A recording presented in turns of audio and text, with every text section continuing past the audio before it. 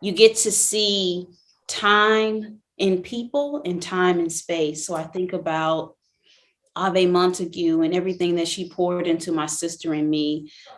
She was the founder of the San Francisco Black Film Festival. And I'm so present to just her generosity of knowledge and her, she almost had this green book of how to navigate the arts ecosystem. Go back to the history of my grandparents and how they taught me, first of all, through mentorship to give back to my community and to make sure that I become somebody that they were proud of. And it's because of those generational bonds. People used to say that I was an old soul growing up because I like to spend time around my elders and my seniors in community and learn from them. And because they paved the way and provide that mentorship, that allows me to be in the space that I am today. So I think about all of the trailblazers like my grandparents, like Shirley Jones, like Dr. Espinola Jackson, like Oscar James, like Oscarine Williams, like my Uncle Corey Monroe and Fillmore Graham. These community giants are really who played a role to help me tap into my strengths. At the age of about 13, I filled in for my grandfather, who was probably one of the community's best orators. He was also a lay minister in his church, and periodically spoke throughout the community. He was a well-known advisor to then State Representative Bernie C. Pappy.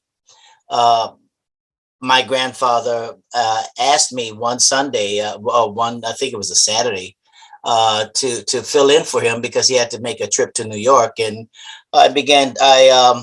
he asked me to speak for him at one of the local historic churches. In fact, just want to put a plug in there about that. There's no church in our community that doesn't have its own unique history. Every single one of them. We've got one church that was built from the wreckages of slave ships. We've got another one that was built from brick by brick that was brought over from the Bahamas, and I can go on and on with that. So the preservation of our history and the making sure that our story gets told is so important to me.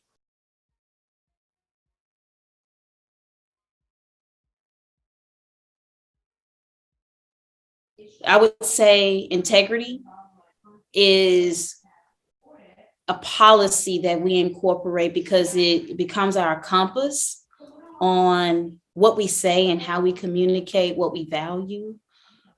Joy in making sure that even if in the midst of creating something or hosting an event, even if it's at the toughest times, keeping joy at the center, because you want to invite people into a space where they feel whole, where they feel seen.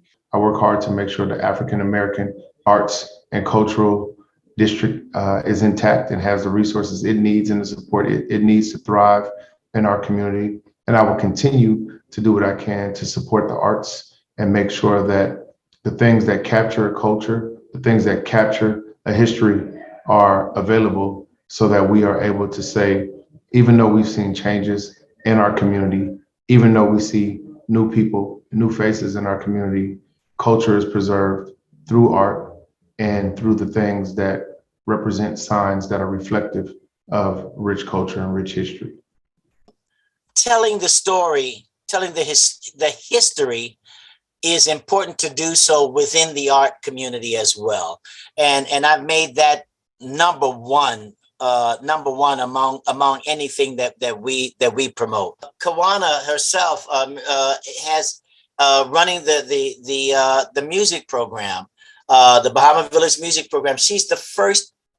This program was developed in our community in homage to an excellent historic woman who taught pretty much all of us in Bahama Village some sort of music.